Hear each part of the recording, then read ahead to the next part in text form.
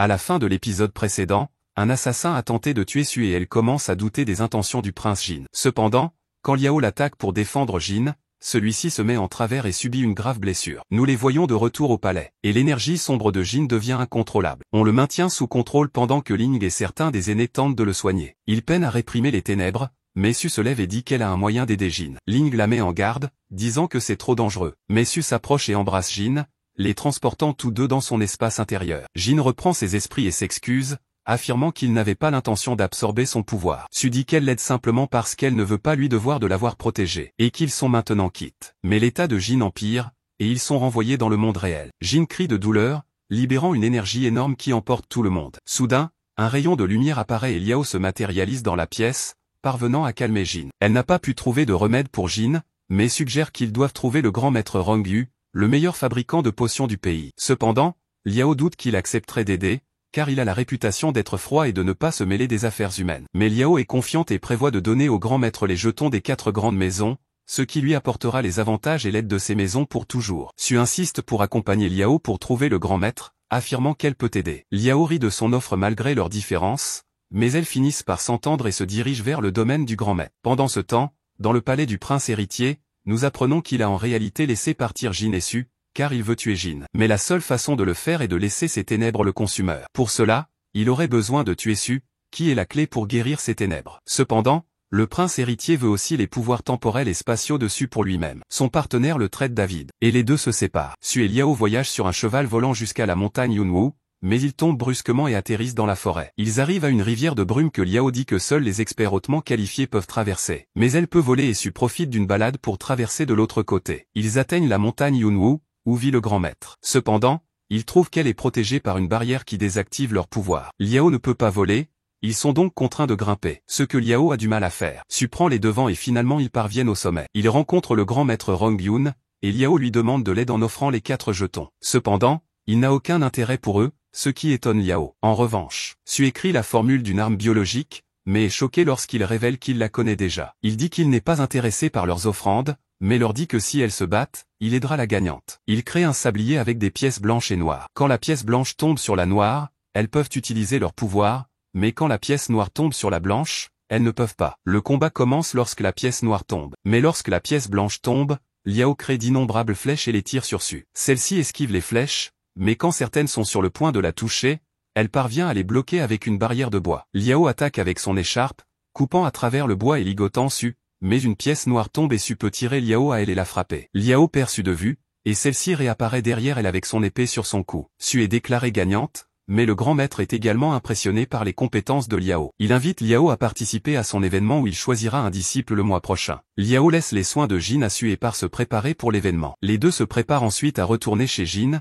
et le grand maître utilise une étrange technique pour les téléporter à travers le pays. Su est choqué quand ils arrivent de retour au palais, et le maître révèle qu'il a utilisé la magie spatiale. Apprenant cela, Su est déterminé à devenir sa disciple. Le grand maître commence à soigner Jin et parvient à stabiliser temporairement son état en l'enfermant dans un cristal. Il dit aux autres qu'il a besoin d'une grande quantité de cristaux de haute qualité dans les 6 prochaines heures pour fabriquer un élixir. Liao est choqué par le nombre de cristaux nécessaires, et il rassemble immédiatement tous les cristaux qu'ils ont. Mais il constate qu'ils n'en ont pas assez. Ling explique à Su que les cristaux ont différentes qualités en fonction de leur couleur, et qu'ils sont trouvés en coupant des pierres, donc tout dépend de la chance pour obtenir des cristaux de haute qualité. Le dragon de Su, Meng, apparaît en salivant à la vue des cristaux. Il s'avère que Meng peut sentir la qualité du cristal sans même le couper. Su a une idée et se dirige vers le marché des pierres. Meng veut courir partout, mais elle le prévient que cela attirerait l'attention des gens. Il lui dit de ne pas s'inquiéter et se transforme en chien. Ils se rendent au marché des pierres et Meng choisit toutes les pierres précieuses. Pendant ce temps, 2 étrangers apparaissent soudainement et annoncent qu'ils achètent toutes les pierres pour l'anniversaire de leur grand-père. Ils sont identifiés comme Aoshan et Dieyi sont les jeunes maîtres de la maison Luoyu. Ils s'approchent de Su dès qu'ils la voient acheter des pierres et lui disent que seuls eux peuvent le faire aujourd'hui. Su essaie de les ignorer et s'éloigne, mais les deux essaient de lui arracher son sac. Ils finissent par faire tomber toutes les pierres par terre,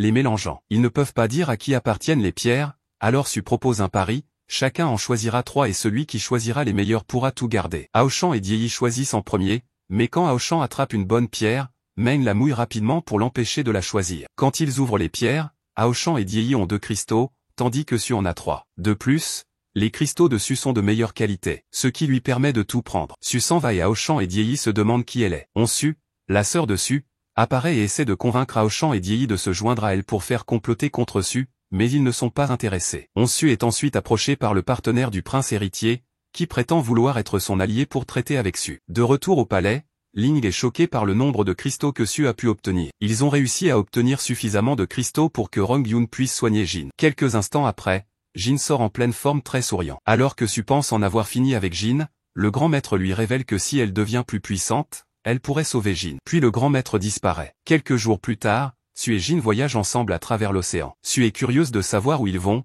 et ils arrivent bientôt sur une île qui émerge de la mer. Jin lui dit que c'est une île spéciale qui n'apparaît que tous les 100 ans. Elle contient d'innombrables livres secrets de culture très recherchés. D'autres bateaux arrivent et d'autres personnes se joignent à eux, dont Ling, Aoshan et Dieyi, puis Liao. Liao confronte Su parce qu'elle avait promis de quitter Jin, mais Su dit qu'elle a changé d'avis. Liao est indigné, et son frère Tian est prêt à l'aider à se venger, mais elle se calme et ils doivent travailler ensemble pour ouvrir la porte. Ils activent tous leurs éléments différents pour ouvrir la porte, mais c'est seulement lorsque Su active secrètement son élément spatial que la porte s'ouvre. Une fois à l'intérieur, tout est sombre. Jin utilise sa magie de foudre pour éclairer la zone. Il y a d'innombrables portes, mais une seule mène au trésor, les autres sont des pièges. Ils choisissent différentes portes pour essayer, et Ming surgit des vêtements dessus, sautant sur Liao. Liao s'énerve et part choisir une autre porte, mais Ming ouvre la porte en sentant le trésor. Ils sont transportés dans une zone désertique où ils rencontrent un monstre de sable. Jin tombe dans des sables mouvants, et Su se bat avec le monstre. Le monstre la saisit par derrière et la jette en l'air. Su voit alors que le monstre a un noyau de cristal. Jin se libère et rattrape Su. Elle lui parle du noyau, et décide d'utiliser sa magie spatiale pour arrêter les mouvements du monstre. Jin en profite pour détruire le monstre avec sa magie de foudre. Il trouve un orbe rouge parmi les restes du monstre. Jin explique que lorsqu'un cultivateur est sur le point de mourir,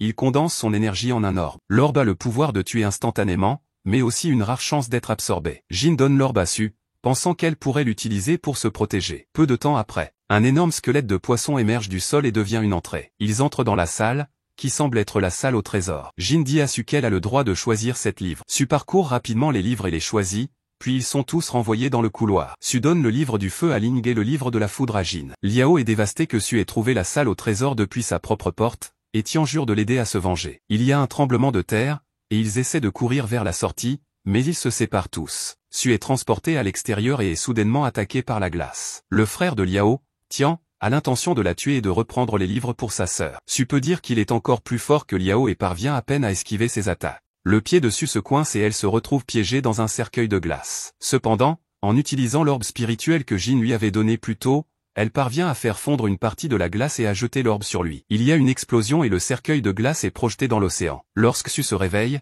elle se trouve sur la terre ferme, bien qu'elle soit toujours prise dans la glace. Jin la trouve et lui dit qu'il l'aidera à se libérer si elle accepte une condition. Il lui dit qu'elle devra l'épouser en récompense de l'avoir sauvée, car il a passé toute la nuit à la chercher en mer. Elle rejette immédiatement sa proposition. Jin change la condition et lui propose de sortir avec lui pendant 3 mois, ce à quoi Su accepte à contre-cœur. Jin utilise son éclair pour faire fondre la glace, ce qui met une grande pression sur son corps. Il parvient à dégeler Su mais finit par perdre connaissance. Su peut percevoir qu'il était déjà blessé mais qu'il a tout de même fait de son mieux pour l'aider. Su s'occupe de lui dans une grotte et se demande si c'était Liao qui l'a blessé si gravement. Su recherche des herbes dans la forêt et prépare un remède pour Jin. Lorsque Jin se réveille, Su lui demande des informations sur l'île. Jin lui raconte que lorsqu'ils ont été séparés, il s'est retrouvé piégé dans une pièce avec Liao et qu'il a dû accomplir une certaine tâche avec elle pour s'échapper, mais qu'il a plutôt choisi l'option alternative de se battre contre une copie de lui-même. Après de grands efforts, il en est sorti victorieux mais a subi quelques blessures. Il demande à Su de rester à ses côtés pour l'aider à récupérer. Liao reste piégé dans la pièce,